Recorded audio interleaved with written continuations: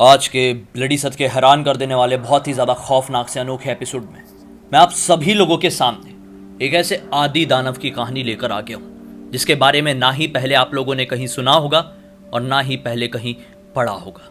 इतना खौफनाक दानव होता है, अगर इसकी नज़र एक बार आपके ऊपर पड़ जाए या फिर एक बार ये आपके ऊपर बिगड़ जाए तो इस दुनिया की कोई भी शक्ति आपको बचा नहीं सकती। आदि दानव माना जाता है कि नर्क से निकला हुआ सीधा सीधा एक ऐसा शैतान, एक ऐसा दानव, एक ऐसा राक्षस होता है जो कि पल पल आपके ऊपर नजर गड़ाए रहता है। अगर आपने गलती से भी इसे या इसके किसी भी नजदीकी चीज को नुकसान पहुंचा दिए तो बस फिर बिना देरी किए शुरुआत करते हैं आज की इस खौफनाक घटना की सच्ची कहानी के साथ, जो किसी और ने नहीं बल्कि प्रयागराज में रहने वाले आशुतोष ने मुझे लिख भेजा। आशुतोष प्रयागराज में रहकर एक यूनिवर्सिटी में पढ़ने वाले एलएलबी के फाइनल ईयर के स्टूडेंट थे। दरअसल इन्होंने अपने फर्स्ट ईयर के टाइम में कुछ ऐसा एक्सपीरियंस किया जिसकी घटना का विवरण वो जिस किसी को भी बताते उसके सर से लेकर पैरों तक रोंगटे खड़े हो जाते। दरअसल इन्हें जब कभी भी मौका मिलता, इनको जब कभी भी छुट्टियां मिलती, ये अपने गांव में अपने नाना के घर में घूमने के लिए जाते। वहां पर ही अपने कजिन से मिलते, काफी एंजॉयमेंट करते, घूमते फिरते, बातचीत करते, बचपन की चीजें याद करते और फिर मिलजुल कर छत में जाकर सोते। इस चीज का भी एक अलग ही आनंद आता। आजकल ये सारी चीजें खत्म हो गई है, लेकिन एक टाइम तो ऐसा था कि भाई हम गांव जाए, कजिन से मिले, गांव में घूमे फिरे और फिर जब रात हो जाए तो छत में जाकर खुले आसमान के नीचे सोए। इसकी बात ही कुछ और थी। ये घटना भी आज से कुछ ही साल पहले जब ये फर्स्ट ईयर में थे उनके साथ इसी तरीके से घटी। ये अपने नाना जी के गांव में गए, कजिन से मिले, बढ़िया घूमे फिरे और फिर अमावस की रात थी। ये बड़े आराम से अपने 4 कजिन्स के साथ छत में सो रहे थे। घर के जो कोई भी बड़े थे वो अपने घर में नीचे की तरफ सो रहे थे, क्योंकि यह हल्की फुल्की ठंड वाला मौसम था। यही कोई अक्टूबर का टाइम चल रहा था, इसलिए थोड़ी थोड़ी कभी आंधी तूफान भी चलती जो कि ठंडी हवाओं के साथ लोगों के ऊपर चढ़ जाती, तो कभी कभी बिल्कुल नॉर्मल मौसम सा रहता। लेकिन गांव का ये टाइम का जो मौसम था काफी ज्यादा प्लेजेंट रहता था। इसी वजह से ये और इनके हम उम्र कजिन्स जो थे आज रात छत में खुले आसमान के नीचे सो रहे थे। अच्छी हवाएं चल रही थी। रात के तकरीबन 2 बजे के आसपास ये हवाएं थोड़ी बढ़ जाती है। कजिन्स को लगने लगती है ठंड। चारों कजिन्स छत से जुड़े हुए कमरे के अंदर जाकर आराम से सोने लगते। बाहर अकेले सो रहे थे आशुतोष।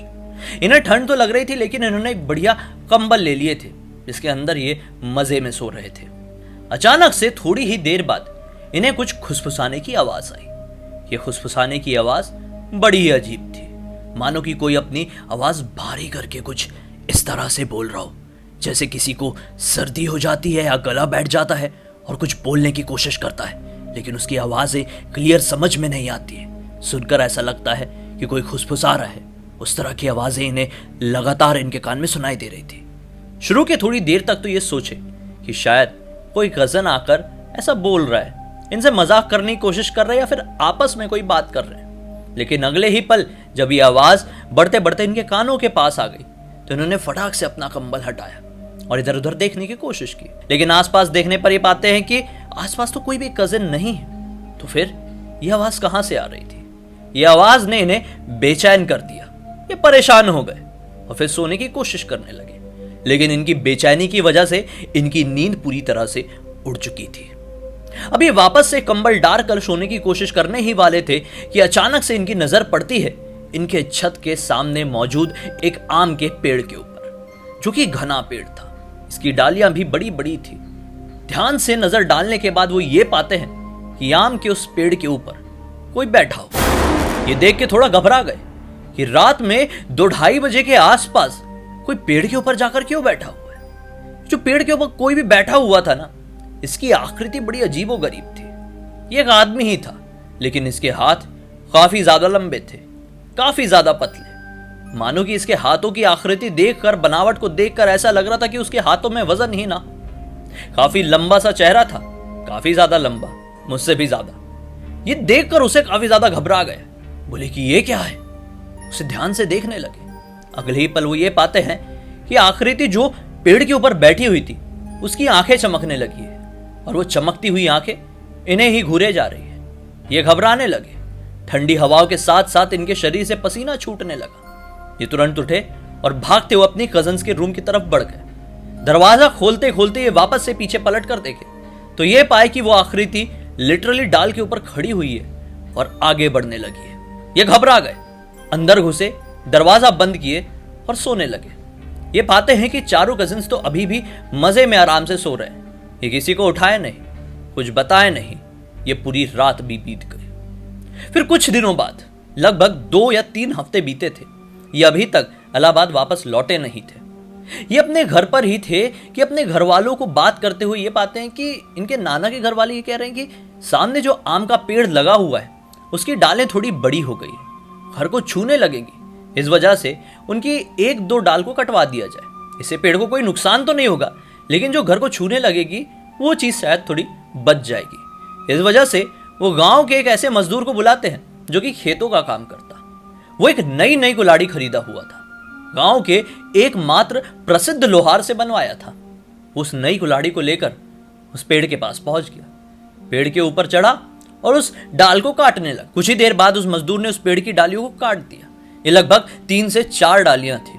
काटा और घर के लिए निकल गया। लेकिन उसी रात को इन लोगों को एक अजीब व गरीब खबर सुनने को मिली, और वो खबर ये थी कि गांव का एकमात्र वो प्रसिद्ध लोहार जिसने वो कुल्हाड़ी बनाकर उस मजदूर को बेची थी, उसकी संदिग्ध तरह से मौत हो गई।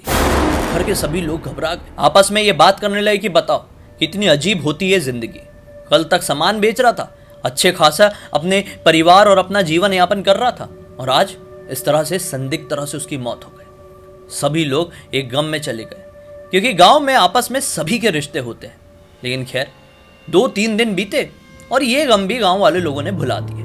लेकिन कोई अभी तक ये समझ नहीं पाया कि अच्छा खासा हट्टा कट्टा वो लोहार कैसे मर गया। ये घटना को ठीक 1 हफ्ते बीते ही थे कि एक और खबर इन गांव वालों को सुनने को मिली कि उस गांव में जो खेत में काम करने वाला मजदूर था, जिस मजदूर ने इनकी आम के पेड़ की वो डालियां काटी थी, उसकी बुरी तरीके से तबीयत खराब हो गई है।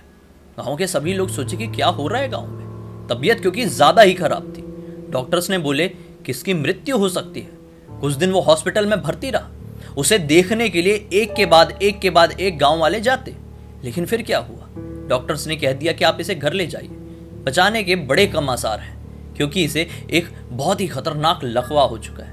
लकवा तो हमने नॉर्मली सुने हैं, लेकिन एक खतरनाक लकवा, ये क्या होता है, गांव का कोई भी इंसान समझ नहीं पा रहा था। लेकिन जब लगभग 15 से 20 दिन ही बीते, लोगों ने ये पाए, उसे घर वालों ने भी, कि उस मजदूर की जो गर्दन है वो एक तरफ मुड़ी जा रही है।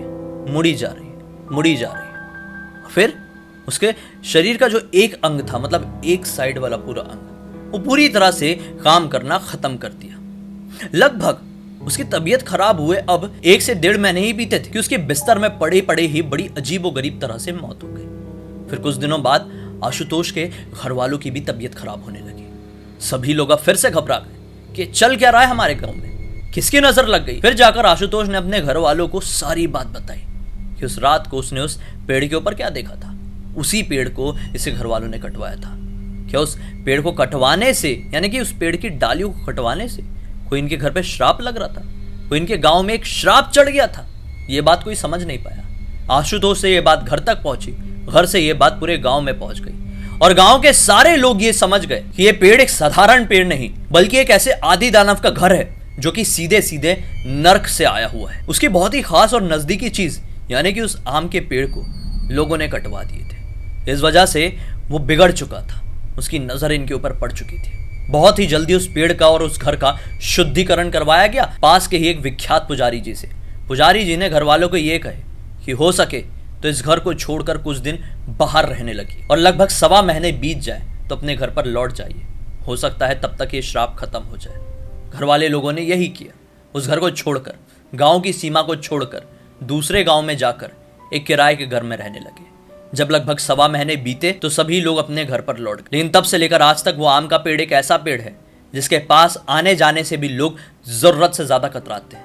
शाम के वक्त सूर्यास्त होने के बाद कोई उस पेड़ के ऊपर नजर डालने की कोशिश भी नहीं करता। उस पेड़ को खास तरह से अभिमंत्रित करके एक धागे से बांधा गया है। माना जाता है कि वो आम का पेड़ किसी और का नहीं, बल्कि उसी नर्क से आए हुए आदि दानव का आज भी घर है। क्या आप लोगों ने भी कभी अपने जीवन में कोई इस तरह के पेड़ का वाक्या सुना है? क्या इस तरह के दैत्य, राक्षस और दानवों के बारे में आप लोगों को कभी जानकारी मिली है? अगर हाँ तो कमेंट सेक्शन में जरूर बताइए, मुझे आपका इंतजार रहेगा।